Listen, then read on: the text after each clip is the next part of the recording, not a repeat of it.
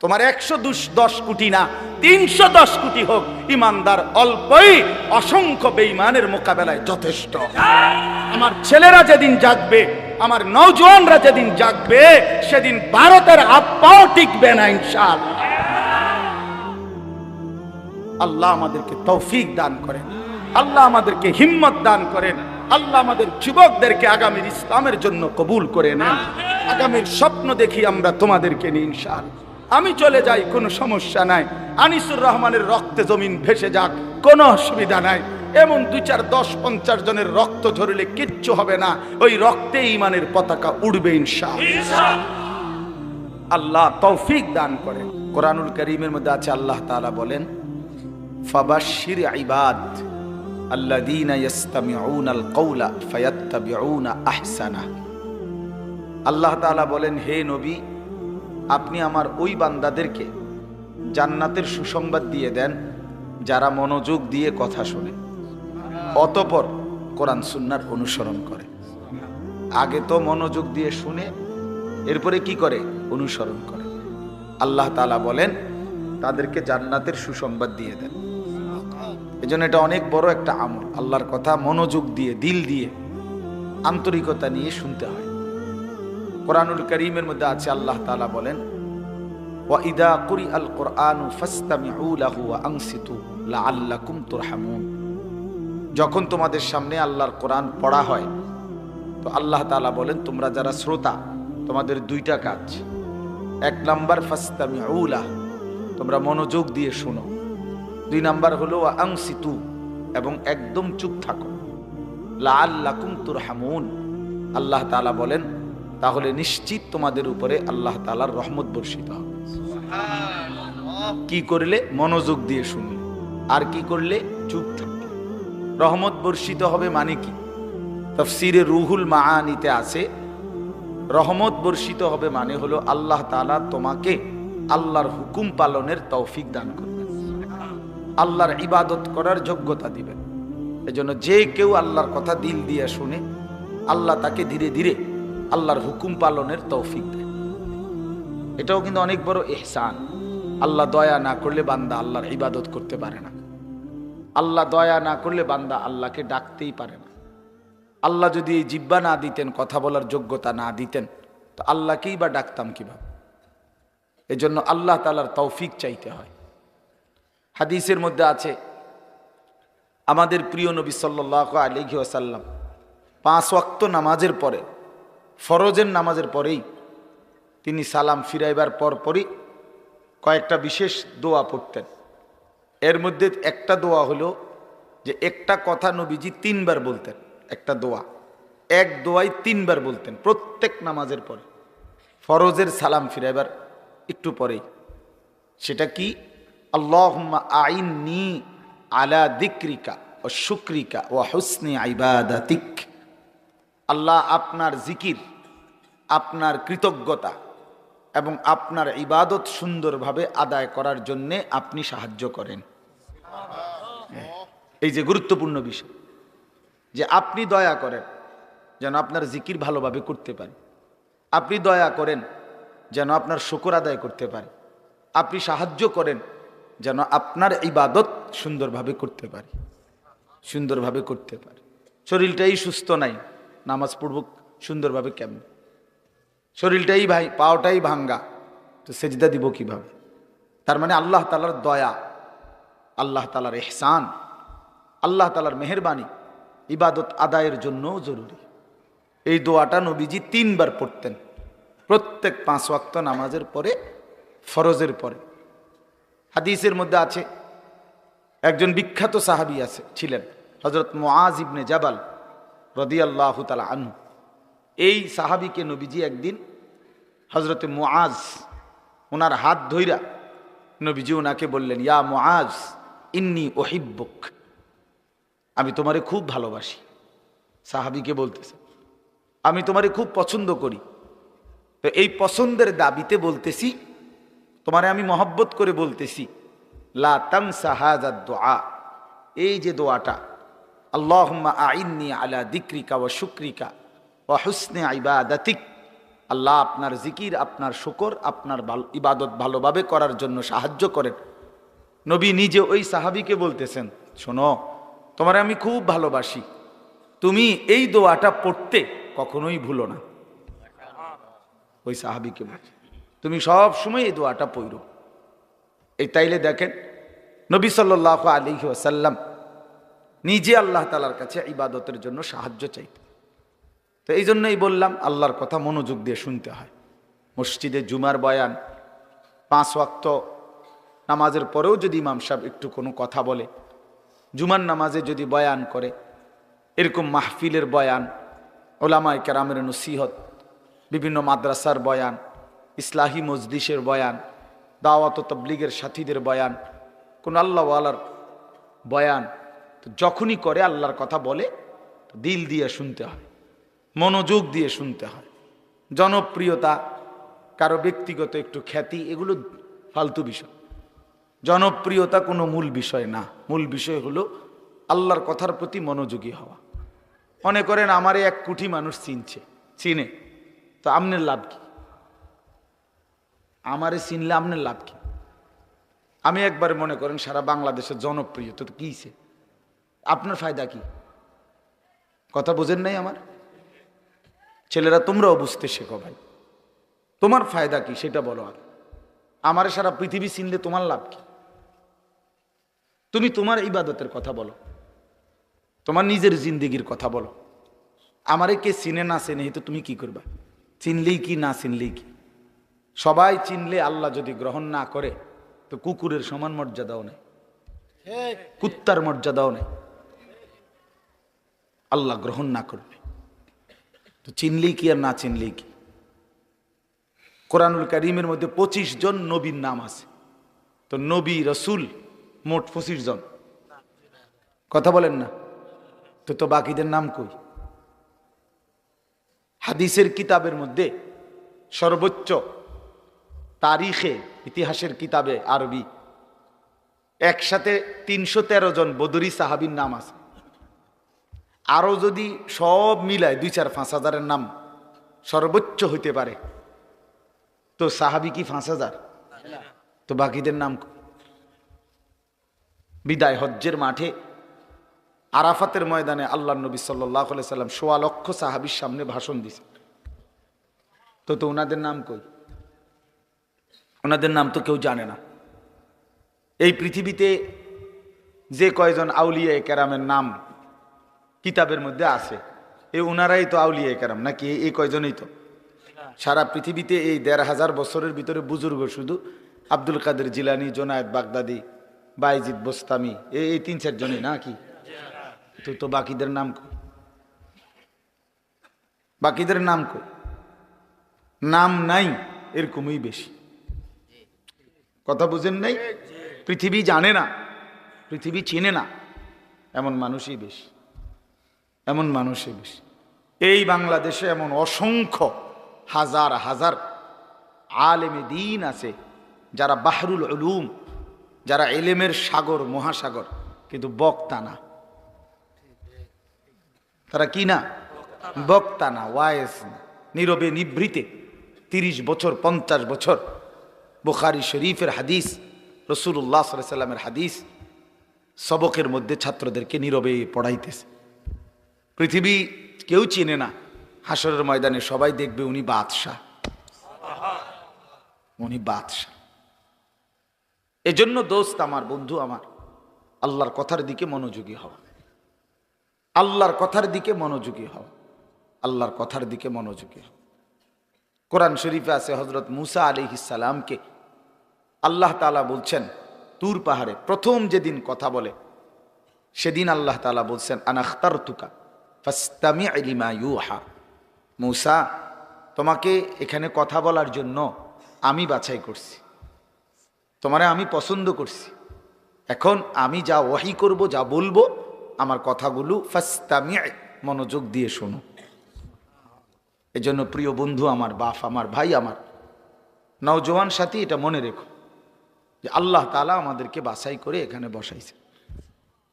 আল্লাহ যেন বলতেছেন, বান্দা, আমি একজন মৌলবী পাঠাইছি, ওর থেকে আমার কয়টা কথা শোনো। কথা আমার বন্ধুর, ওই এর আমি পাঠাইছি, ওর থেকে কিছুটা শোনো। তো এই জন্য আল্লাহর কথার দিকে কি হওয়া, মনোযোগী হওয়া, রাসূলুল্লাহ সাল্লাল্লাহু আলাইহি সাল্লামের কথার দিকে মনোযোগী হওয়া। এতে করে একটু আন্তরিকতা দেখলে, মনোযোগ দেখলে, আগ্রহ দেখলে আল্লাহ তাআলা তার চাইতে এগিয়ে হেদায়েত দিয়ে দেয়। ওয়াহদি ইলাইহি মান ইউনিব, আল্লাহ তাআলা বলেন যে আমার দিকে ঝুঁকে আসে আমি আল্লাহ তাআলা তাকে তার চাইতে এগিয়ে হেদায়েত দিয়ে থাকি। বান্দা একটু আসুক, শুধু সে আমার দিকে একটু আগাক, আমি তার চাইতে এগিয়ে তারে আমি আপন করে নেব, তারে আমি কোলে তুলে নেব, তারে আমি কোলে তুলে নেব। লাল্লাহু আশাদ্দু ফারাহান বিতাওবাতি আবদি, নবী সাল্লাল্লাহু আলাইহি সাল্লাম বলেন আল্লাহ তাআলা সবচেয়ে বেশি খুশি হয়, সবচেয়ে বেশি আল্লাহ খুশি হয় বান্দা যখন গুনাহ ছেড়ে দিয়ে আল্লাহর দিকে ফিরে আসে। কদম বাড়াইলেই, গুনাহ ছেড়ে দিলেই, চোখের এক ফোঁটা পানি পড়লেই আল্লাহ ফেরেশতাদেরকে ডাক দিয়া বলে, এই 7 আসমান সাজিয়ে দে, আমার জান্নাত সাজায়া দে। ফেরেশতারা সাজায়া দিয়া বলে, আল্লাহ আসমান কেন সাজাইলেন, জান্নাত কেন সাজাইলেন? রব্বুল আলামিন বলে, আসলাহাল আবদু মাওলাহু, শোনো, এক গোলাম আজকে তার মনিবের সাথে সম্পর্ক ঠিক করে ফেলছে। আমার এক গোলাম আমার থেকে চলে গেছিল রে বহুদিন, ওই আমারে অনেক দিন সেজদা দেয় নাই, অনেক দিন সে আমারে ডাকে নাই, বহুদিন হয় সে হালাল খায় নাই, অনেক দিন আমার নাফরমানি করছিল, আজ সে আমার কাছে ফিরে আসছে।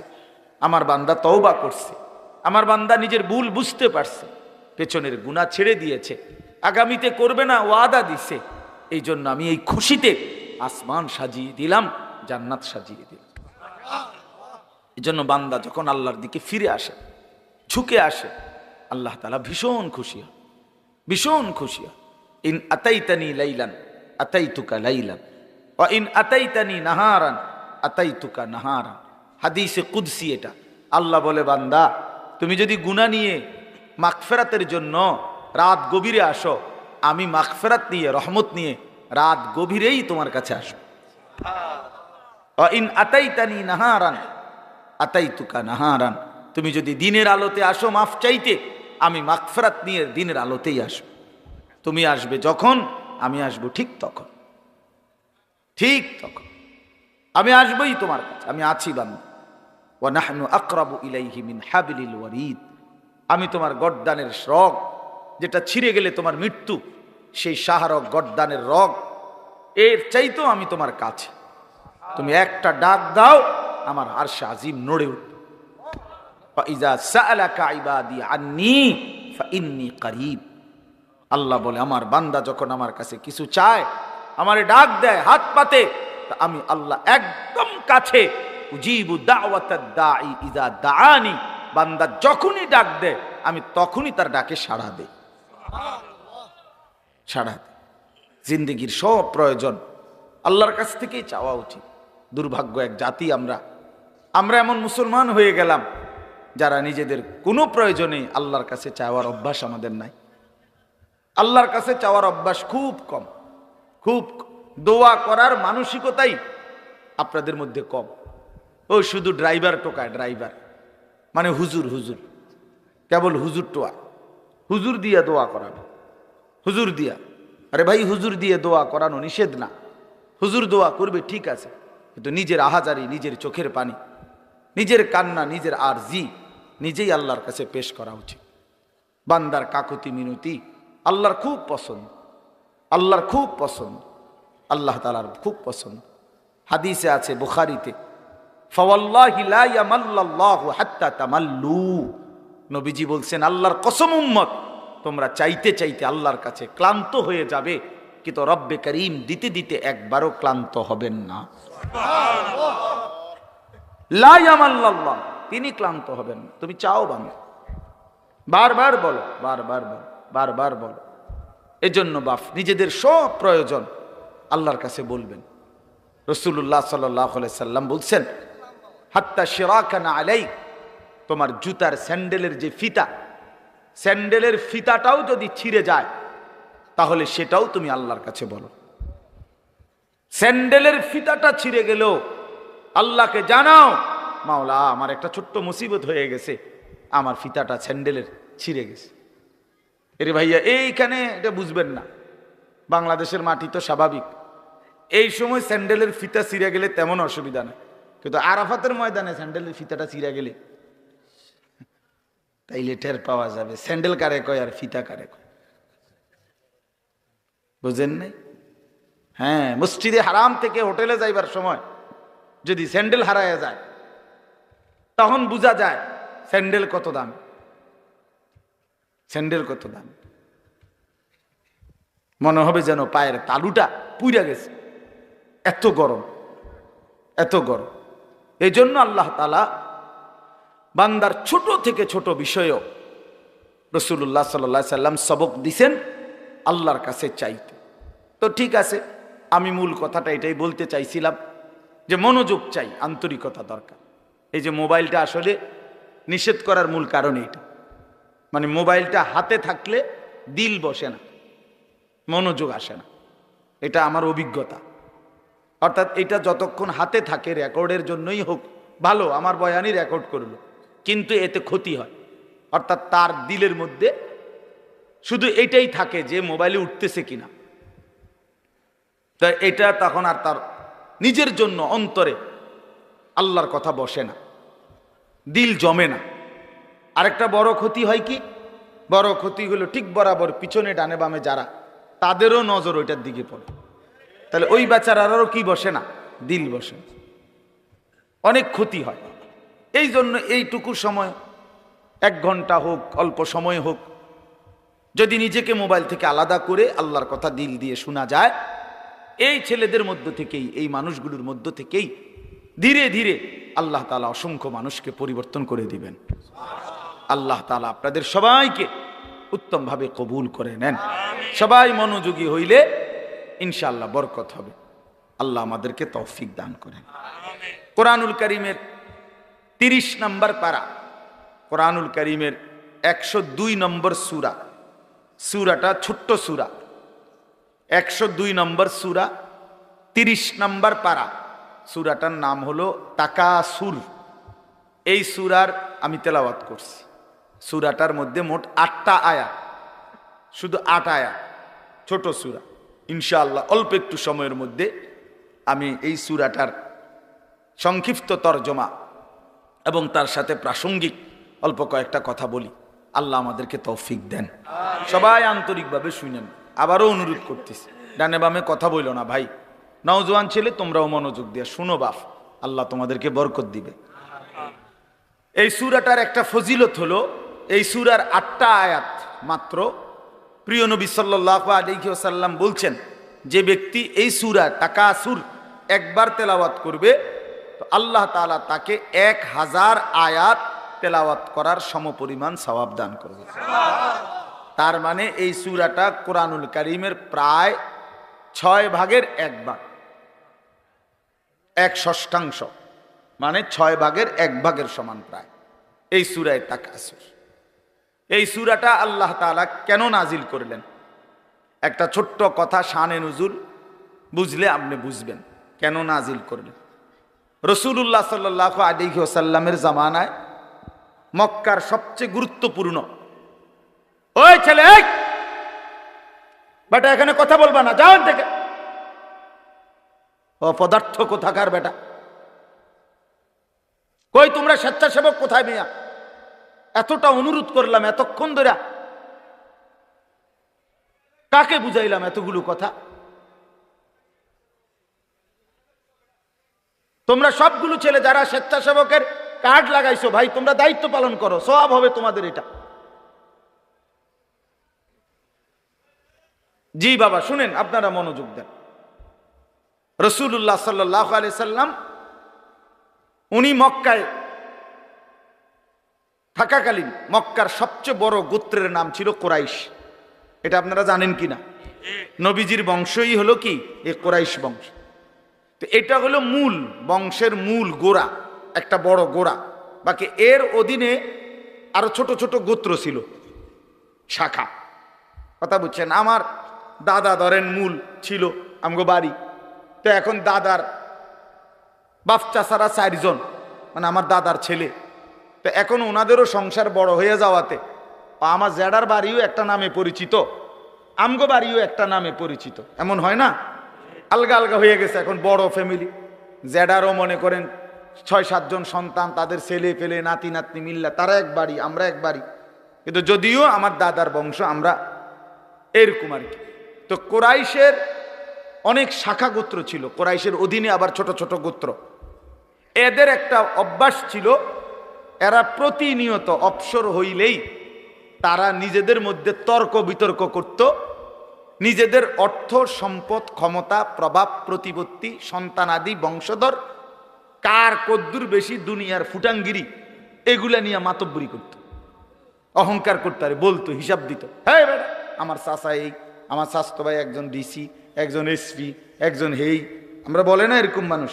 অর্থাৎ এরা আপনার গর্ব অহংকার করত, সম্পদ নিয়ে বংশধর নিয়ে নিজেদের ক্ষমতা প্রভাব প্রতিপত্তি নিয়ে হিসাব দিত যে আমার এই আমার এই আমার এই।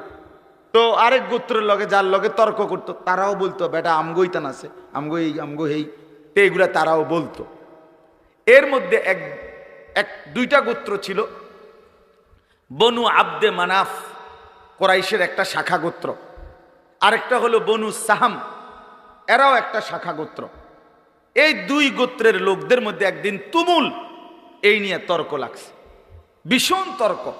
এই দোনো গোত্রই নিজেদের বংশ গরিমা অর্থ সম্পদের হিসাব, বিভিন্ন যুদ্ধে এক একজনের এক এক যোদ্ধাদের অবদান এবং নিজেদের শৌর্য বীর্য অহংকার বংশধর এগুলো বলতেছিল, বারবার শুনাইতেছে আর কি।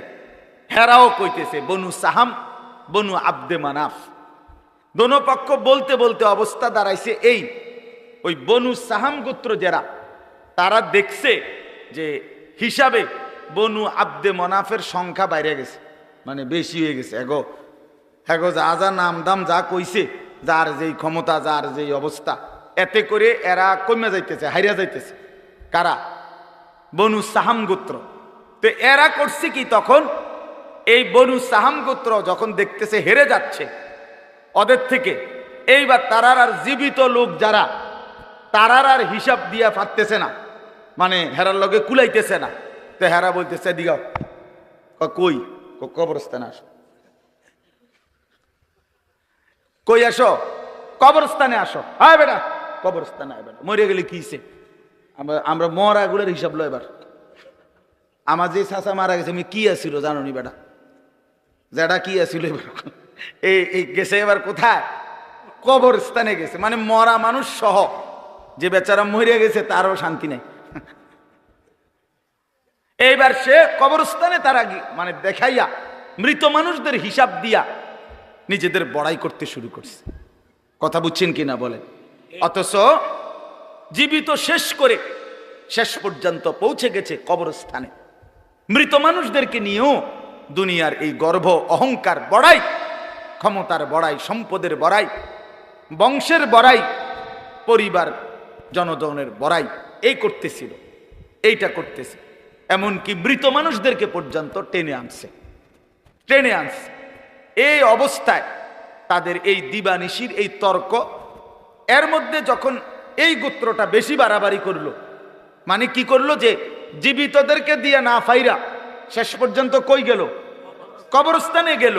তখন তারা এই প্রেক্ষাপটে আল্লাহ পাক রব্বুল আলামিন তাদের এই আলোচনা যে হায় মানুষ, তোমরা দুনিয়ার জন্য দুনিয়াতে ডুবে গিয়ে দুনিয়ার অর্থ বিত্ত সন্তান পরিবারের অহংকার করতে করতে শেষ পর্যন্ত কবরে পৌঁছাও হিসাব দিতে শুরু করলা দুনিয়া, অথচ আখেরাতকে ভুলে গেলা, নিজেদের কবর ভুলে গেলা, তাদের কবরে কি হচ্ছে তাও ভুলে গেলা, আখেরাত আর পরকালকে ভুলে গেলা। বান্দা এটা কি করছো তোমরা? এভাবে বুঝি সবাই তোমরা দুনিয়ার মধ্যেই ডুবে গেলা, আখেরাতকে ভুলে গেলা। কামটা কি করতেছো তোমরা? এটা কি কোনো কাজ হইল? এটা কি কোনো কথা হইল বান্দা?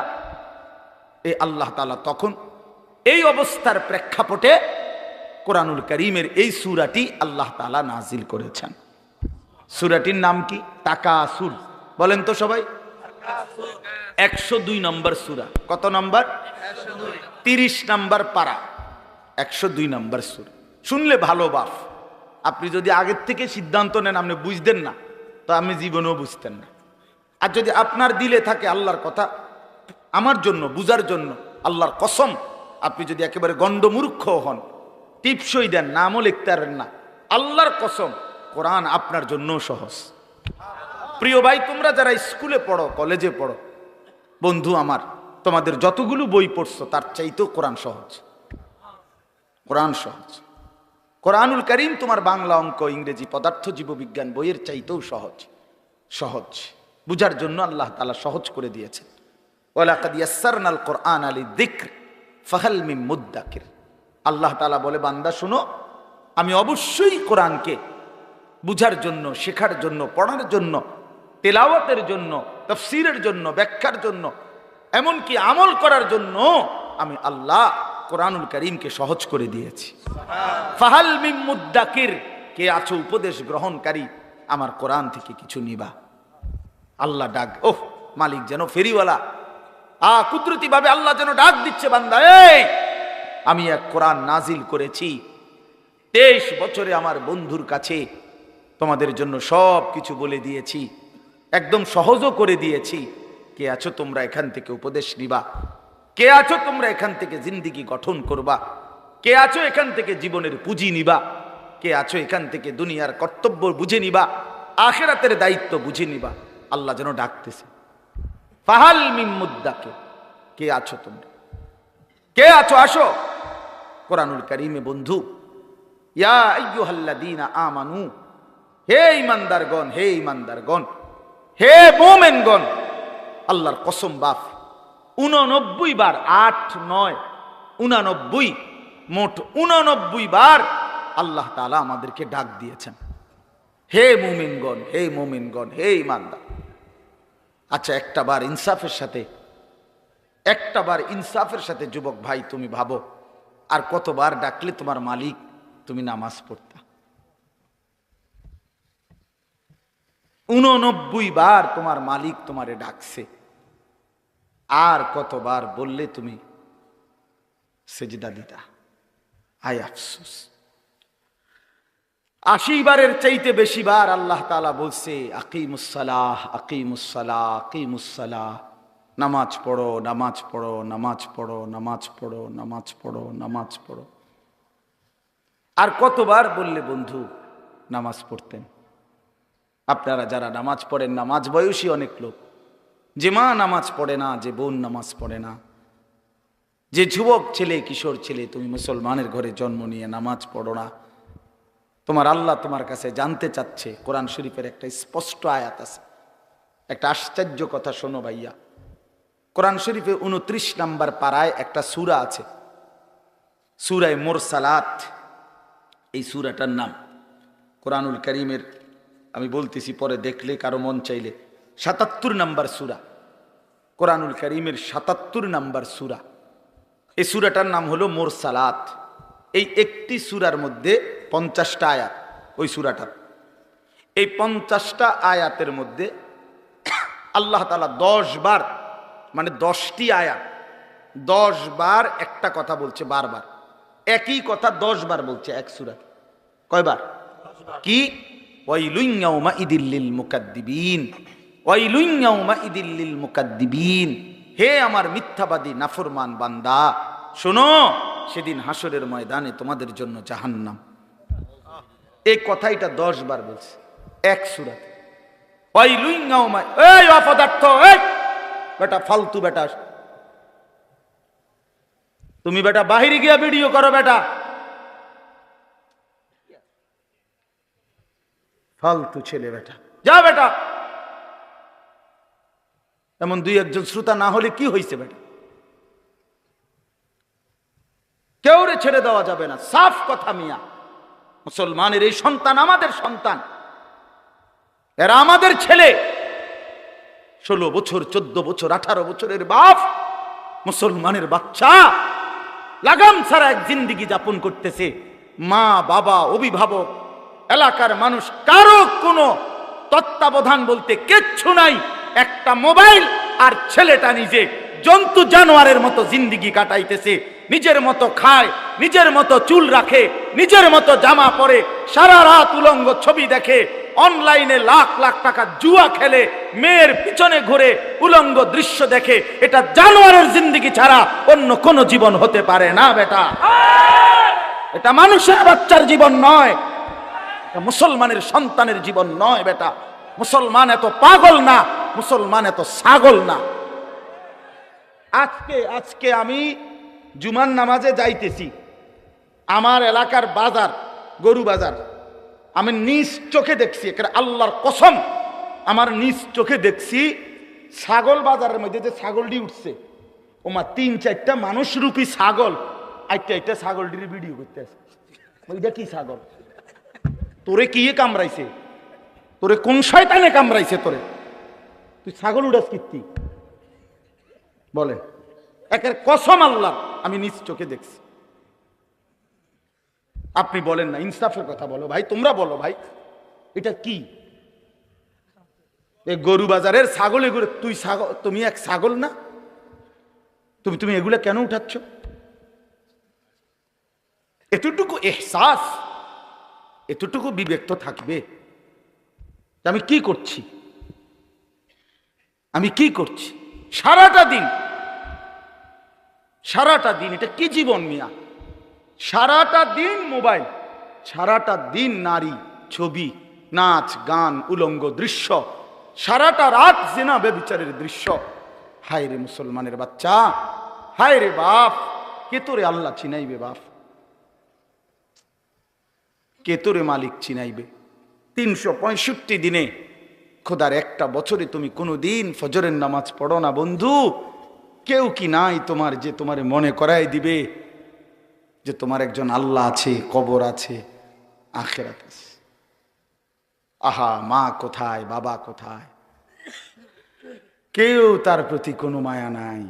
ছেলেটা নষ্ট হয়ে যাইতেছে, চরিত্রহীন হয়ে যাইতেছে, চোখের সামনে একটা সুন্দর জীবন শেষ হয়ে যাচ্ছে, কারো কোনো আফসোস নেই,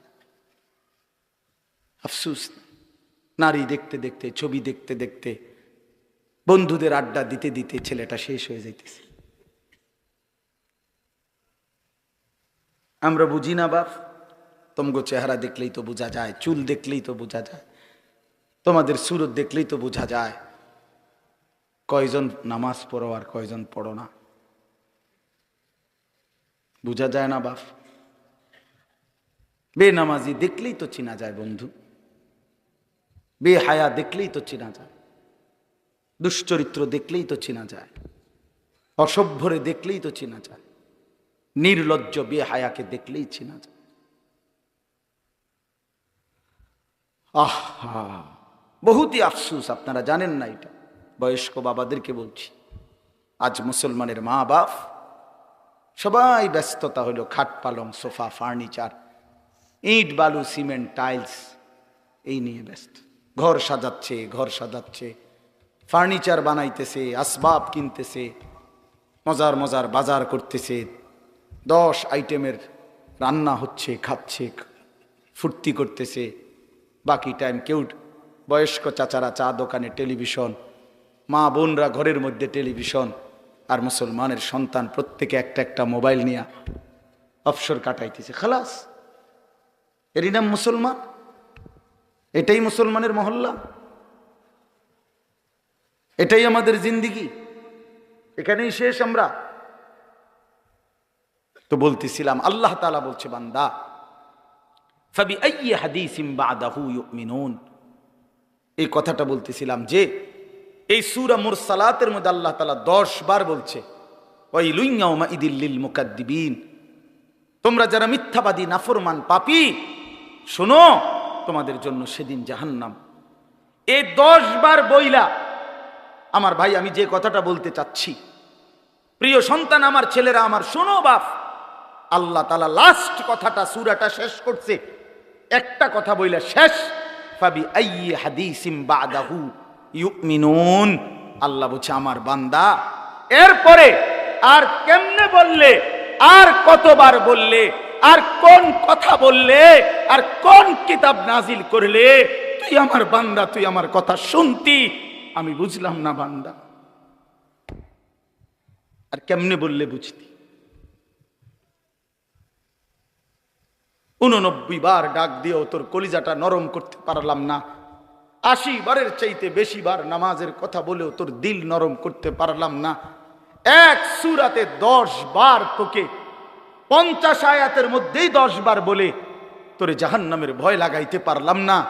ফাবি আইয়ি হাদিসিম বাদাহু ইউমিনুন, এরপরে আর কি বললে বান্দা, আর কেমনে বললে, এই কিতাবের চাইতে আর কোন কিতাব নাজিল করলে তুই আমার কথা মানতি বান্দা? বল না বান্দা, বলো। ছেলের একটা ছেলে বলো বাপ, একজন ছেলে বলো দোস্ত, তোমার মালিক আর কতবার বললে তুমি নামাজ পড়তা? এই কোরআনের চাইতে দামি আর কোন কিতাব নাজিল করলে তুমি নামাজ পড়তা? এর চাইতে উত্তম এত কতবার বললে? আল্লাহর নবী সাল্লাল্লাহু আলাইহি সাল্লাম, আল্লাহর কসম বন্ধু, উম্মতের আমল নামা নবীজি সাল্লাল্লাহু আলাইহি সাল্লাম হাসরের ময়দানে দেখবে। নবীজির সামনেও আমল নামা নবী হাতে নিবে, দেখবে। যখন আমল নামা হাতে নিয়ে দেখবে নবী, পৃষ্ঠার পর পৃষ্ঠা ফজরের নামাজ নাই, 5 ওয়াক্ত নামাজ নাই, হালাল রিজিক বলতে কিছু নাই, 30 বছর সুদের টাকা, ঘুষের টাকা, কিস্তির টাকা, 30 বছর ধরে নাচ গান, নাটক, সিনেমা, ঘরে টেলিভিশন, বাজারে টেলিভিশন, স্ত্রী বেপর্দা, ছেলেটা নামাজ পড়ে না, মেয়েটা পর্দা করে না, নিজে বিড়ি সিগারেটের মধ্যে আসক্ত, কারো নামাজ নাই, বন্দিগি নাই, কোরআনের তিলাওয়াত নাই। এই আমল নামা দেখে আল্লাহর কসম নবী জিজ্ঞাসা করবে, উম্মত এত বড় বেইজ্জতি তুই আমারে কেমনি করলি? উম্মত আমার সামনে এটা তুই কি দিলি? তুমি কি জানো উম্মত, আমি 23টা বছর টানা তোর জন্য কেঁদেছিলাম উম্মত। আমি এমন কাঁদা কাঁদছি রে উম্মত তোদের জন্য, এশার নামাজের পরে দাঁড়াইছি, ফজরের আজান পর্যন্ত আমি আমার মালিকের কাছে তোদের জন্য, উম্মতের জন্য চোখের পানি ফেলে কাঁদছিলাম। আমার এত চোখের পানি তোর দিল গলাইতে পারলো না। আমি তায়েফের পাথরের আঘাতে আমার পিঠটা চালনির মতো ছিদ্র ছিদ্র হয়ে গেছে রক্তে। আমি বুকে পেটে 2টা পাথর বাঁধছি ক্ষুধার কষ্টে।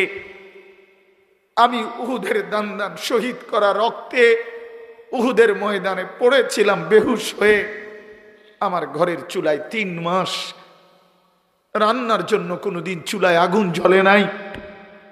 আমার এত চোখের পানি, এত রক্ত, এত ক্ষুধার কষ্ট, কিছুই তোর মন গলাইতে পারলো না, তোরে সেজদা দিতে পারলো না। এটা আমার সামনে কি আনলা? আমি এই আমল নামা নিয়ে আল্লাহর সামনে কেমনে দাঁড়াবো? আমি কেমনে বলবো আমার মালিকের কাছে আমি কি সুপারিশ করব? আমি কেমনে বলবো রব্বুল আলামিন এটা আমার শ্রেষ্ঠ নবীর শ্রেষ্ঠ উম্মতের আমল নামা? বল ভাই আমার, তুমি বলো, তুমি বলো।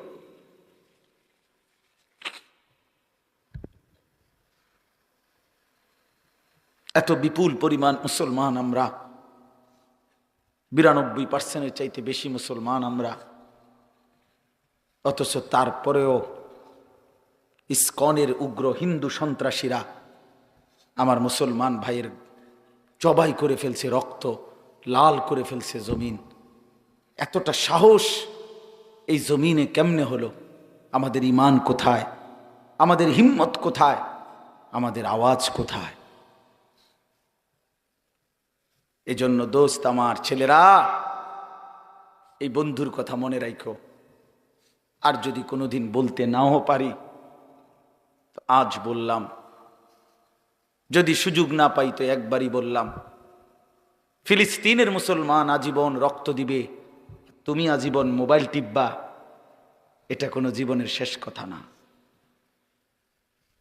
রোহিঙ্গা মুসলমান আজীবন কষ্ট পাবে, আর তুমি জীবন ভর শুধু মোবাইল টিপবার এই রঙের ঘুড়ি উড়াইবা, না প্রিয় ভাইয়া, এমনটা নাও হতে পারে, এমনটা নাও হইতে পারে। ফিলিস্তিন যদি জমিনের উপরে, তো বাংলাদেশও জমিনের উপরে, নাকি বাংলাদেশ আসমানে? তাইলে পৃথিবীর এক প্রান্তে মুসলমান নির্যাতিত হলে, পৃথিবীর এক প্রান্তে মুসলমানের রক্ত লাল হলে, আরেক প্রান্ত আমরা নিরাপদ থাকি কেমনে? আমরা নিরাপদ আছি কিভাবে ভাইয়া? কিসের উপরে ভর করে? কে তোমাদেরকে আশ্বাস দিল তোমাদের এই অব্যাহত গুনাহ, নারী, ছবি, এই অসৎ আড্ডা, এই মোবাইলের দিন রাতের এই আসক্তি, এক ওয়াক্ত নামাজ না পড়া, কখনো ফজরের নামাজ না পড়া, এটা তোমাদেরকে আগামী দিনে স্বস্তিতে থাকতে দিবে, নিরাপদে জমিনে থাকতে দিবে? এই গ্যারান্টি কে দিল বন্ধু? যুবক বলো ভাইয়া, কিশোর বলো, তরুণ ছেলে বলো। যদি পারতাম তোমারে বুকে জড়াইয়া ধরে কতক্ষণ কাঁদতাম যে কেন নামাজ পড়ো না, কেন আল্লাহরে সেজদা দাও না? আল্লাহ আমাদেরকে মাফ করে দেন।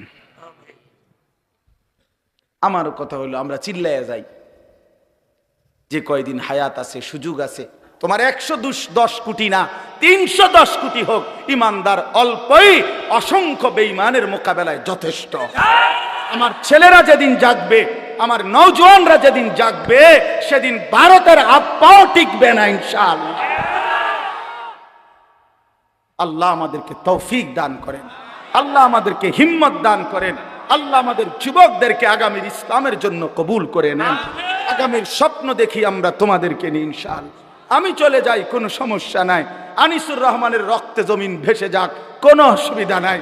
এমন 2, 4, 10, 50 জনের রক্ত ঝরলে কিচ্ছু হবে না, ওই রক্তে ঈমানের পতাকা উড়বে ইনশাআল্লাহ। আল্লাহ তৌফিক দান করেন। চলো ভাই, আল্লাহ তাআলা বললেন এই মক্কার কাফেরদের, কুরাইশদের এই হালাতের উপরে আল্লাহ তাআলা কি বললেন?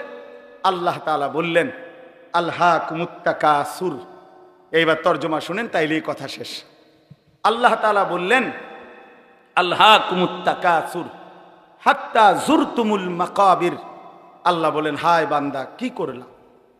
অর্থ সম্পদ, ঘর বাড়ি, বংশধর, এই দুনিয়া নিয়া বাড়াইবার নেশা তোমাদেরকে আলহাকুম, দুনিয়ার মধ্যে ডুবাইয়া ফেললো, আখেরাত ভুলাইয়া দিল।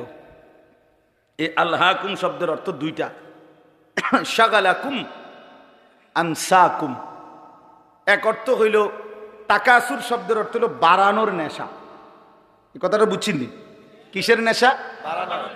সম্পদ বাড়ানো, ক্ষমতা বাড়ানো, বংশধর বাড়ানো, নেতাগিরি ফেতাগিরি, এগুলোর মানে দুনিয়া বাড়ানোর নেশা তোমাদেরকে আলহাকুম আই শাগালাকুম, ব্যস্ত করে ফেলছে ফিল দুনিয়া, দুনিয়ার ব্যাপারে। আর কি করছে? আনসাকুম আল আখিরা, আর তোমাদেরকে আখিরাত ভুলাই দিছে। এরই মধ্যে হাত্তা জুরতুমুল মাকাবির, একদিন তোমরা কবরেই পৌঁছে গেলা। কোথায় পৌঁছে গেলা? এই কি সুন্দর কথা! আল্লাহ বলছে আলহাকুমুত তাকাসুর। আমার বান্দা দুনিয়া বাড়ানোর নেশা করতে করতে, এ দুনিয়া দুনিয়া দুনিয়া করতে করতে হাত্তা জুরতুমুল মাকাবির, একদিন তোমরা কবরেই পৌঁছে গেলা। কই পৌঁছে গেলা? এই মানুষ বলে না, আরে কও কি, কালকেও তো তার লগে চা খাইছি, হে মারা গেছে, ইন্নালিল্লাহ, এরকম বলে কিনা মানুষ? আরে আরে কও কি, এই যে গত সোমবারে একসাথে গেলাম আমরা মুরাদনগর থেকে কোম্পানিগঞ্জে, সে মারা গেছে। এইভাবে, অর্থাৎ এই দেখতে দেখতে দেখতে দেখতে নাই, দেখতে দেখতে নাই, দেখতে দেখতে নাই।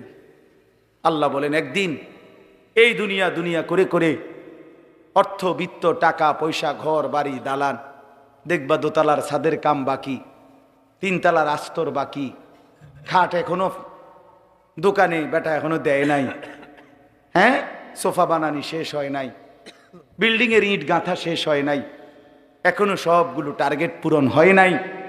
এরই মধ্যে দেখবে একদিন হাত্তা জুরতুমুল মাকাবির, পৌঁছে গেছো কবরে, পৌঁছে গেছো কবরে। তো আল্লাহ তাআলা বলেন, তোমরা দুনিয়ায় ডুবে গেলা, আখিরাত ভুলে গেলা, তোমাদের বাড়ানোর নেশা, সম্পদ, প্রাচুর্য তোমাদেরকে অস্থির করে ফেললো। হাত্তা জুরতুমুল মাকাবির, একটা পর্যায়ে তোমরা কবরেই পৌঁছে গেলা। এই কবরে পৌঁছে এবার আল্লাহ বলেন, কাল্লা সাউফা তা'লামুন, আল্লাহ বলেন বান্দা শোনো, সাবধান, এই কবরে আসলেই অল্প সময়ের ব্যবধানে তোমারে বুঝাই দেওয়া হবে তোমার এই দুনিয়ার লোভ আর আখিরাতের প্রতি বিমুখ এর পরিণতি কবরে কি। আমি আল্লাহ কবরের প্রথম আযাব দিয়েই তোমারে আমি বুঝাই দেব। সুম্মা কাল্লা সাউফা তা'লামুন, অতঃপর আবার পুনরায় হাসরের ময়দানে নিয়ে জাহান্নামের আযাব দিয়ে দ্বিতীয়বার আবার বুঝাবো আমার নাফরমানির শাস্তি আর পরিণতিটা কি। এই কথা স্পষ্ট তাফসীরে লিখছে, কাল্লা সাউফা তা'লামুনা ফিল কবরে সুম্মা কাল্লা সাউফা তা'লামুনা ফিল আখিরাতে। একবার তুমি বুঝবা কবরে, আরেকবার তুমি বুঝবা আখিরাতে। আখিরাতে এই হারাম, এই সুদের টাকা, ঘুষের টাকা, কিস্তির টাকা, এই 2 নম্বরই টাকা, বাটপারি টাকা, ওজনে কম দেওয়া টাকা। 3 নম্বর মাল রে কইছো, 1 নম্বর ফসা কমলা দিয়া ডজন বেচ চালাইছ। বাটফার 100 গ্রাম কম দিয়া 1 কেজি গোস্ত বেচ চালাইছ। হ্যাঁ, সদবদ কই শিখছো এসব বাটপারি? এত কিস্তি, এত আমি একটা এটা গোস্তর লগে আমার ঝগড়া না ভাই, ঠিক আছে, সবটির মধ্যেই আছে নাকি? মানে অর্থ হইল গোস্ত দোয়ানদারের কার্য হয়েছে, এটা করতেছি না, কথার কথাই বললাম আর কি। মানে উদ্দেশ্য হইল এইভাবে 900 করে ওজনে কম দিয়ে কাস্টমারকে ঠকাইয়া সুদে, কিস্তিতে, লোনে, ঘুষে, মিথ্যায় যা রোজগার করলা বান্দা, দুনিয়া দুনিয়া, শুধু দুনিয়া, দুনিয়া শুধু দুনিয়া, দুনিয়া। আহা মুসলমান, শুধু দুনিয়ার জন্য আজীব। আমার কাছে বিশ্বাস করেন, আমার মনটা দোয়া চায়, হুজুর দোতলার ছাদ ডালাই কিন্তু দোয়া করে দে, একটা মোটরসাইকেল কিনছি, দোয়া করে দেন, দোয়া করে, এটা এই বিটটা লইছি, দোয়া করে দেন। শুধু দুনিয়া, সব দুনিয়া, শুধু দুনিয়া। এক লোক, আমার ঘনিষ্ঠ একজন পরিচিত লোক ছিল, বিদেশ থেকে আসছে, তো আমারে খুব আবদার কইরা তার ঘরে নিছিল দাওয়াত খাওয়াইতে। তো আমি গিয়া ঢুকছি, তো আসছে মনে সপ্তাহ 10 দিন হবে, একটা বড় চ্যাপ্টার টেলিভিশন আনছে, এরকম চওড়া, এটার যে উপরে বক্সটা এটা অনেক খুলছে না আর কি। তো এইটা দেখাই আমারে কইতেছে, হুজুর 1,10,000 টাকা খরচ হয়েছে এটা পুরা আনতে, দোয়া করে। একের বিশ্বাস করে। আমিও দোয়া করছি। আমি বলছি, ভাই আমি দোয়া করি আপনার ঘরে যেন 24 ঘন্টা একটা সেকেন্ডের জন্য কারেন্ট না যায়, আপনার বউ বাচ্চা যেন 24 ঘন্টা নাচ গান, সিনেমা, নাটক যেন দেখতে পারে, দেখতে দেখতে যেন তারা কোনো ক্লান্ত না হয় এবং কোনো অসুবিধা না হয়, যেন আপনার টেলিভিশনে যেন কোনো ডিস্টার্ব না হয়। এইভাবে অনেকক্ষণ 2-3টা বলার পরে সে বলতেছে, হুজুর বেশি রাগ হয়ে গেছেন নাকি? কারণ দোয়ার ডকে তো তাই বুঝছে, যে বুঝেন নাই কথাটা, দোয়ার শব্দেই তো তাই আন্দাজ করছে যে অবস্থা তো খুব খারাপ। তা আমি বললাম, আপনি তো কইছেন দোয়া করতাম, তো আমি কি কইতাম? টেলিভিশনের দোয়া তো আপনি এগুলোই, যে টেলিভিশন যাতে ঠিক মতো চলে, নাহলে কি দোয়া করতাম? তার মানে পরে লজ্জা পাইছে, বুঝছে যে না, কথাটা আসলে ভুল বলে ফেললাম। তা আমার বাপ শুধু দুনিয়া চাইলেন। আল্লাহ নবী সাল্লাল্লাহু আলাইহি সাল্লাম বলেন, ইয়াকুলু ইবনু আদামা মালি ওয়া মালি, হায় বনি আদম, সারাক্ষণ কেবল বলো আমার মাল, আমার মাল, আমার মাল, আমার মাল। ওয়া হাল্লাকা মিম মালিকা ইয়া ইবনা আদম, নবীজি বলেন, কোথায় তোমার মাল বনি আদম? রাসূলুল্লাহর হাদিস, এই বেটা মাল কই তোমার? এই বাড়ি তো সাথে নিয়ে যাও, এই 10 শতক জায়গা তোমার, সাথে নিয়ে যাও, এই সোফাইগুলো তোমার, এগুলো সাথে করে নিয়ে যাও কবরে। তোমার তোমার না বললা? ওয়া হাল্লাকা ইয়া ইবনা আদম মিম মালিক, কই তোমার মাল কোথায় বান্দা? হে বনি আদম, কই তোমার মাল? রাসূলুল্লাহর হাদিস এটা। এরপরে নবী বলেন, শুনো, তোমার মাল কেবল 3টা। কোন মানুষের মাল কয়টা? 1 নাম্বার মা আকালতা ফাআফনাইতা, যেটা তুমি সরাসরি খাইছো, এটা তোমার, তোমার ফ্যাটে যেটা গেছে। 2 আও লাবিস্তা ফাআবলাইতা, যেটা তুমি সরাসরি গায়ে দিছ পোশাক তোমার গায়ে, এটা তোমার। আও তাসাদ্দাকতা ফাআমদাইতা, যেটা আল্লাহর রাস্তায় সাদাকা করছো, যাকাত, ফিতরা, দান, সাদাকা, এতিম, গরিব, অসহায়, ফকির, মসজিদ, মাদ্রাসা, উলামায়ে কেরাম যেখানে খরচ করছো, ফাআমদাইতা, সেটা তুমি আখিরাতে পৌঁছাইছো, সেটা তোমার। এই কয়টা হলো? যা খাইছো, যা পড়ছো, যা দান করছো। ওমা সিওয়া যালিকা, আর বাকি সবকিছু ফাযাহিবুন, তোমার থেকে চলে যাবে, ওয়া তারিকুহু লিন্নাস, মানুষের জন্যই রেখে যাবে।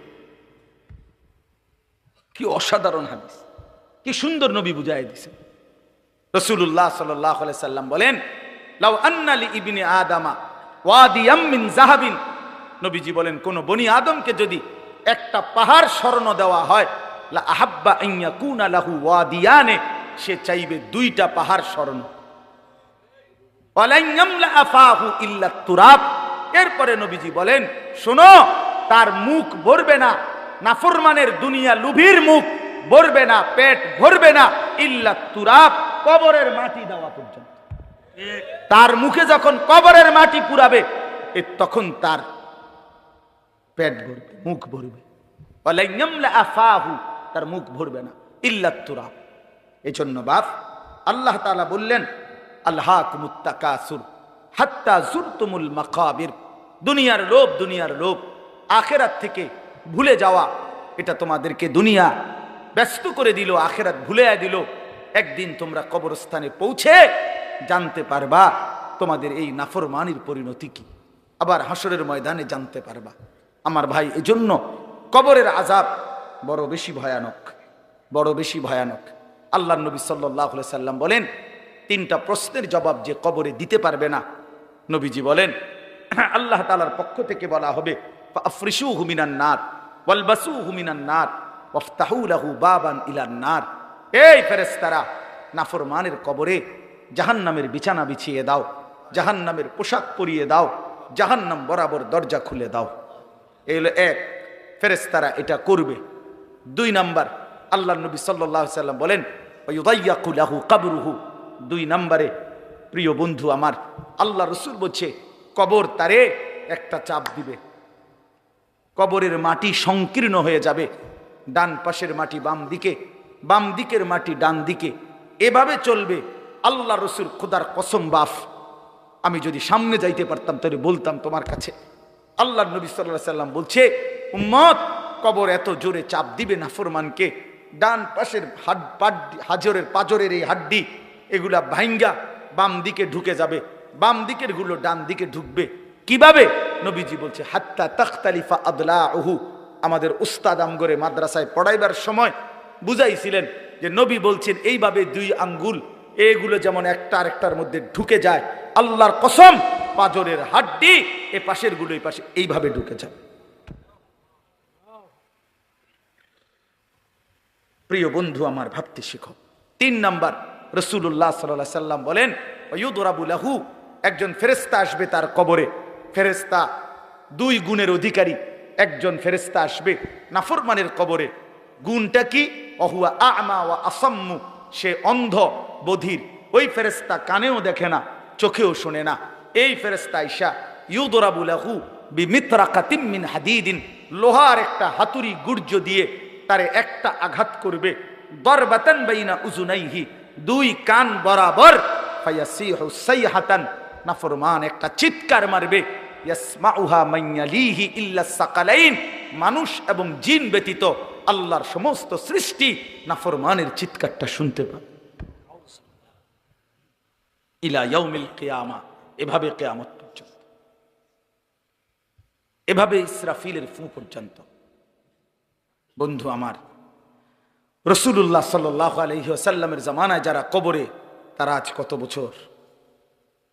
১৫০০ বছর। ইব্রাহিম আলাইহিস সালামের জামানায় যারা কবরে গেছে, তারা কবরের জীবনে পড়ে আছে আজ কত বছর? ভেবে দেখো ভাইয়া। নূহ আলাইহিস সালামের জামানায় যারা কবরে গেছে, তারা কবরের আযাব ভোগ করতেছে আজ কত বছর? সর্বশেষ যেই ব্যক্তি কবরে যাবে, ওলামায়ে কেরাম, মুহাদ্দিসিনে কেরাম কেউ কেউ বলে তাকেও হয়তো কবরে অপেক্ষা করতে হবে সর্বশেষ ব্যক্তি 40,000 বছর। শেষ ব্যক্তিটার কবরে যদি আযাব হয় তার অবস্থা কতক্ষণ অপেক্ষা করবে কবরে? কাল্লা সাউফা তা'লামুন সুম্মা কাল্লা সাউফা তা'লামুন। এবার শেষ কথা হলো কাল্লা লাউ তা'লামুনা ইলমাল ইয়াকিন লাতারাবুন্নাল জাহিম সুম্মা লাতারাবুন্নাহা আইনাল ইয়াকিন। আল্লাহ তাআলা বড় গুরুত্বপূর্ণ এবার বলছে, বান্দা শোনো, এই কথা শেষ করে দিচ্ছি আর একটু 5টা মিনিট। আল্লাহ তাআলা বলে, বান্দা আজকে কোরআনের মাধ্যমে, আমার রাসূলের হাদিসের মাধ্যমে, উলামায়ে কেরামের এই নসিহতের মাধ্যমে যদি আখিরাত, কবর, হাসর, মিজান, ফুলসিরাতের ব্যাপারে তোমার ইয়াকিন হয়ে যেত, বিশ্বাস হইতো, তাহলে ভালো হইতো। লাউ তা'লামুনা ইলমাল ইয়াকিন, আহা বান্দা যদি আজকে তুমি নিশ্চিত বিশ্বাস করতা কত না ভালো হতো। কি ভালো হইতো?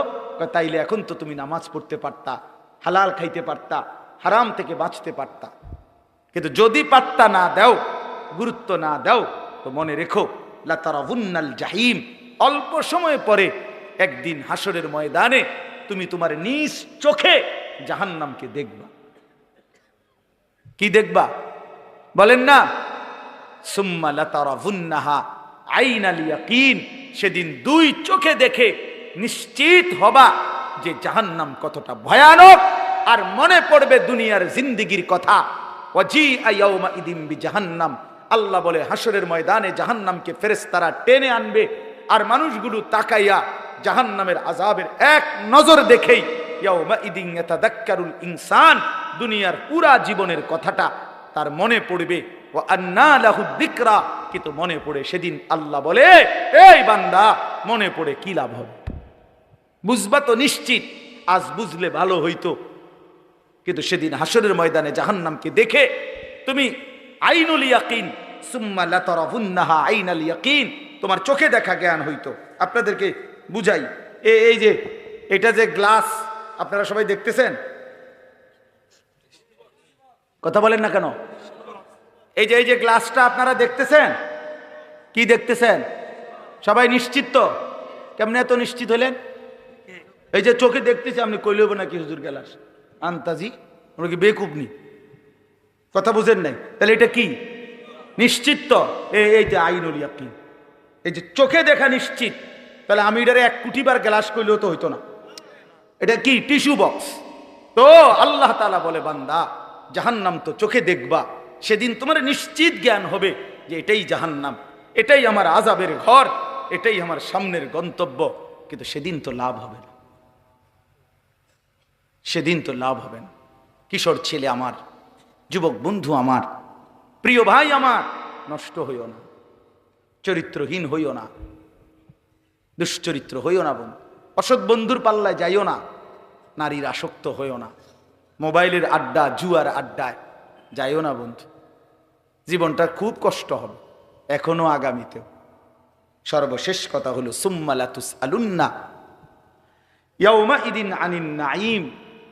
আল্লাহ তাআলা বলেন, অতঃপর হাসরের ময়দানে নিয়ে বান্দা মনে রেখো, আমার দেওয়া দুনিয়াতে আমি আল্লাহ বিন্দু বিসর্গ যত নিয়ামত দিয়েছি, আমার দেওয়া এই আসমান, জমিন, চন্দ্র, সূর্য, গ্রহ, নক্ষত্র, আলো, বাতাস, রোদ, বৃষ্টি, হাসি, কান্না, ফল, ফুল, ফসল, ক্ষেত, পানি, সাগর, নদী, স্ত্রী, সন্তান, চোখ, নাক, কান, হাত, পাও, নিঃশ্বাস, আমি আল্লাহ তাআলা যা দিয়েছি, এক বিন্দু প্রতিটি বিন্দু বিসর্গ আমার নিয়ামত। আমি আল্লাহ জিজ্ঞেস করব, শুকর আদায় করছো কদ্দুর, নাফরমানি করেছো কদ্দুর। সুম্মা লাতুসআলুন্না ইয়াউমাইদিন আনিন নাঈম। প্রতিটি নিয়ামতের ব্যাপারে বান্দা জিজ্ঞেস করব, একটাও ছাড়ব না। প্রতিটা হাসি, প্রতিটা কান্না হিসাব দিতে হবে, প্রতিটা চোখের পলক হিসাব দিতে হবে, নিঃশ্বাসের প্রতিটা হিসাব দিতে হবে, প্রতি ঢোক পানি যে পান করছো হিসাব দিতে হবে, প্রতি লোকমা খাবার খেয়েছ হিসাব দিতে হবে বন্ধু, চোখের প্রতিটা পলকের হিসাব দিতে হবে, কানের প্রতিটা শ্রবণের হিসাব দিতে হবে, কদমের প্রতিটা হাঁটার হিসাব দিতে হবে, হাতের প্রতিটা উঠানামার হিসাব দিতে হবে। প্রিয় বন্ধু আমার, ইন্নাস সামা ওয়াল বাসারা ওয়াল ফুআদা কুল্লু উলাইকা কানা আনহু মাসউলা। আল্লাহ বলে, মনে রেখো বান্দা, তোমার কান, তোমার চোখ, তোমার দিল, তিনোটাকেই আমি আল্লাহ প্রশ্ন করব। তোমার দিলও বলে দিবে তুমি কি কি কল্পনা করছো। শাহিদা আলাইহিম সামউহুম ওয়া আবসারুহুম ওয়া জুলুদুহুম। তোমার কান, তোমার চোখ, তোমার সারা দেহের চামড়া আমি আল্লাহর কাছে তোমার জিন্দেগীর সাক্ষ্য দিবে। ইয়াউমা ইদিন তুহাদ্দিসু আখবারাহা। তোমার পায়ের নিচের জমিন তোমার ব্যাপারে সাক্ষ্য দিবে। আল্লাহ বারবার বলছে, শেষ কথা। প্রিয় ভাই আমার, বাবারা আমার, প্রত্যেকেই ফিকির করেন, মানুষের ফিকির করেন, খাটফালমের না। ইডি হুদ্দা একবারে শুধু শুধু এই সোফা যে বেটা বানাইছেন আমনে ময়রা চাচা 20 বছরের মাথায় আমনে শুধু একটা বার ফেরেস্তারে বলিয়া বলে, ভাই একটা ঘন্টা আমি জামু আর আমি তো আমার ঘর চিনি, দেরি হইতো না, অন্যদিকে যাইতাম না। শুধু আমার ঘরে আমি বহুত কষ্টে খাট পালং সোফা ফার্নিচারটি বানাই দিয়েছিলাম। এটি কোনোটা নষ্ট হয়েছে নি, করতে চাই শুধু এই কথাটা বলিয়া যদি আপনি কবর থেকে 20টা বছরের মাথায় আরেকবার আইসা দেখেন, আমনের ঘরে ঢুকলে আপনি কিচ্ছু খুঁজা পাবেন না। যদি পুতেরে আর নাতিরে বলেন, কিরে নাতি, পুত, আমি যে সোফাটি বানাইছিলাম হেডি কই? ওই বলবো, আব্বা এটি চলে না। কি কর না করি, আর গত 5-7 বছর আগে তো হালাই দিছি, এটি চলে না। ধোকা ধোকা, দুনিয়া ধোকা ধোকা ধোকা ধোকা, ধোকার দুনিয়া। এজন্য মাঝ বয়সী বাবা আপনাদেরকে বলি, খাট পালং আর সোফা, ক্ষেত ফসল আর জমি, ইট বালু আর সিমেন্ট এর হিসাব না দিয়া স্ত্রী সন্তানের হিসাব দেন। ছেলেটা নামাজি কিনা, মেয়েটা পর্দানসীন কিনা, স্ত্রী পর্দানসীন কিনা, ছেলের বউ পর্দা করে কিনা, মেয়ের জামাই আপনার হালাল খায় কিনা, ছেলের রোজগার হালাল কিনা, ঘরে টেলিভিশন বন্ধ কিনা, সকলে আল্লাহর কোরআন পড়ে কিনা, সবাই ফজরের নামাজ পড়ে কিনা। বেড়া হইলে এই মাইক দিয়া এনে এনে খারাইয়া কোন হ্যাঁ আপনি বলেন ভিডিও হইবে, এখন রেকর্ডিং হইব, কোন আসেন। আমার আব্বা মৃত্যুর সময় আমরা 5 ভাই 3 বোন আর আমাদের ছেলে মেয়ে মিল্লা 25 জন, আলহামদুলিল্লাহ আল্লাহকে সাক্ষী রেখা বলি, এই 24-25 জন ছেলে মেয়ে নাতি নাতনি মিলে আমার আব্বা লম্বা করে বিছানো ঘরে ছিল। আব্বার চারদিকে আমরা জীবিত, তখনও শেষ অবস্থা আব্বার, আল্লাহর কোরআন পড়তেছিলাম, ছোট বাচ্চাগুলো পর্যন্ত। এই অবস্থায় আমার বাবার দুনিয়া থেকে বিদায় নিছেন। আমি আমার মারে বলছিলাম, মা আপনি কাঁদেন না মা, একটু পরে বাফেরে কবরে যদি ফেরেশতা প্রশ্ন করে, মান রব্বুক, তোমার রবকে, তো আমার বাপ বলবে, ফেরেশতা রবের কোরআন পড়ার জন্য 25 জনকে জমিনের উপরে রাইখা আসছি, রব চিনব না কেন রে বেটা? রব চিনব না কেন? রব চিনব না কেন? আল্লাহকে চিনব না কেন? মালিক কেমনে না চিনে, মনিব কেমনে না চিনে বাপ? এজন্য আজকে নিয়ত করি আমরা ইনশাআল্লাহ সেজদা করব ইনশাআল্লাহ। ছেলেরা ভাইয়া নিয়ত করছো নি ভাইয়া? তোমরা ভাইয়া নষ্ট হইও না ভাইয়া, লাগবে তোমরা আগামী দিনের জন্য, ইসলামে আগামীর সময়টা যে কোনো তোমার সামনে কিংবা এরপরের জেনারেশনের সামনে, সারা পৃথিবী জুড়ে আগামীর যুদ্ধ হক আর বাতিলের যুদ্ধ, আগামীর যুদ্ধ ইসলাম আর কুফরের যুদ্ধ, আগামীর যুদ্ধ মাহাদি আর দাজ্জালের মোকাবেলার যুদ্ধ। অতএব দয়া করে নষ্ট হইও না, নষ্ট হইও না, নষ্ট হইও না। বাবা ভাই সবাইকে বলি, মা বোন সবাইকে বলি, আল্লাহ তাআলা এই মাহফিল কবুল করেন, আজকের এই ইন্তজাম কবুল করেন। নওজোয়ান ছেলেরা তোমাকে অনেক ধমক দিছি বাপ, তারপরেও দোয়া কইরো, আমিও তোমাদের জন্য দোয়া করি। আল্লাহ তাআলা প্রতিটা ছেলেকে ইমানদার নেককার বানায় দেন। আল্লাহ আমাদের প্রতিটা মা বাপকে কবুল করে নেন। আলহামদুলিল্লাহি রাব্বিল আলামিন। আল্লাহুম্মা আনতাস সালাম ওয়া মিনকাস সালাম তাবারাকতা ইয়া যাল জালালি ওয়াল ইকরাম ইয়া আরহামার রাহিমিন ইয়া আরহামার রাহিমিন ইয়া আরহামার রাহিমিন। রব্বানা যালামনা আনফুসানা ওয়া ইল্লাম তাগফির লানা ওয়া তারহামনা লানাকুনান্না মিনাল খাসিরিন। রব্বানা আতিনা ফিদ দুনিয়া হাসানা ওয়া ফিল আখিরাতি হাসানা ওয়া কিনা আযাবান নার। রব্বিরহামহুমা কামা রব্বায়ানি সগীরা। রব্বানা হাব লানা মিন আজওয়াজিনা ওয়া যুররিয়াতিনা কুররাতা আ'য়ুন ওয়াজআলনা লিল মুত্তাকিনা ইমামা। মওলাই করিম আপনি মাফ করে দেন, রব্বে করিম আপনি মাফ করে দেন, মেহেরবান মওলা আপনি মাফ করে দেন। আগামী জিন্দেগি আপনি সুন্দর করে দেন, ঈমান আমলের দৌলত দান করেন। আল্লাহ আগামী জীবনটা কাজে লাগাবার তৌফিক দান করেন। পেছনের গুনার নাফরমানির এই জিন্দেগি আপনি দয়া করে মাফ করে দেন। আল্লাহ আগামী জীবন সুন্দর করে দেন, বাকিটা হায়াত কাজে লাগাবার তৌফিক দান করেন। আপনার গোলামি আপনার বন্দিগি করার তৌফিক দান করেন। আল্লাহ সেজদাওয়ালা কপাল বানিয়ে দেন, মাওলা জিকিরওয়ালা জবান বানিয়ে দেন, কাঁদনেওয়ালা চোখ বানিয়ে দেন, মোহাব্বতওয়ালা দিল বানিয়ে দেন। আপনার গোলামি সুন্নতওয়ালা বন্দিগিওয়ালা জীবন বানিয়ে দেন। আল্লাহ আমাদের সকলকে কবুল আর মনসুর করে নেন। সমস্ত কবরবাসীদেরকে মাফ করে দেন, সমস্ত কবরবাসীদেরকে মাফ করে দেন, সমস্ত কবরবাসীদেরকে মাফ করে দেন। কিয়ামত পর্যন্ত কবরের আযাব মাফ করে দেন, কবরগুলোকে জান্নাতের টুকরা বানিয়ে দেন, আপনার নূরে রহমত দ্বারা ভরপুর করে দেন। আল্লাহ আমরা যারা বেঁচে আছি আমাদেরকে ঈমান আমলের জীবন দান করেন। যুবক ছেলেগুলোকে নামাজি বানিয়ে দেন, নওজোয়ান ছেলেগুলোকে নামাজি বানিয়ে দেন।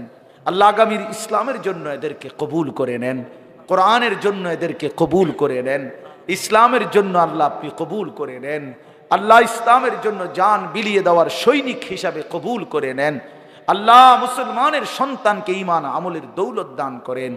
আমার বাবা চাচা বয়স্কদেরকে আরো বেশি নেক আমলের তৌফিক দান করেন। পর্দার আড়ালের মা বোনদেরকে পর্দা পুশিদা দান করেন। মা ফাতেমা, মা আয়েশা, রাবেয়া বসরিয়ার মতো বানিয়ে দেন।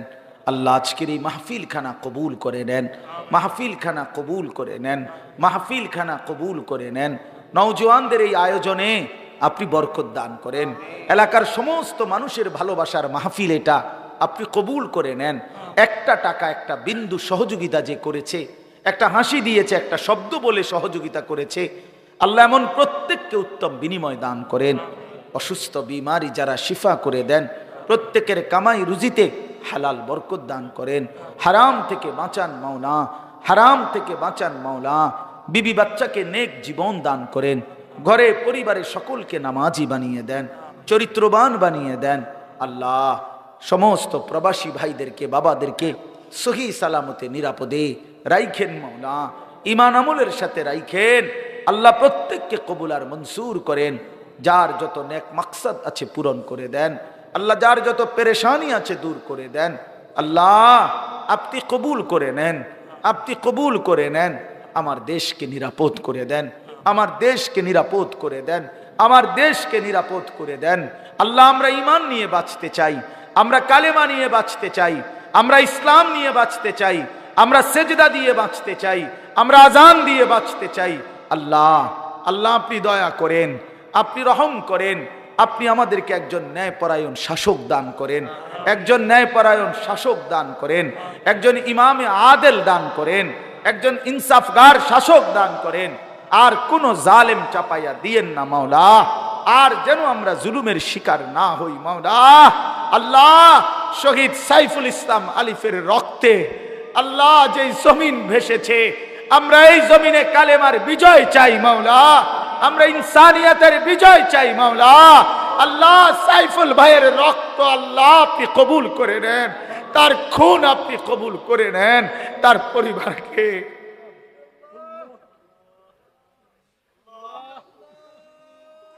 আল্লাহ আল্লাহ আপনি তার পরিবারকে সবরে জামিল ইখতিয়ার করার তৌফিক দান। তার এতিম বাচ্চাটাকে আপনি আশ্রয় দিয়ে দেন, পেটের সন্তানকে আপনি সহি সালামতে রাখেন। আল্লাহ ওই বোনকে আপনি আশ্রয় দিয়েন।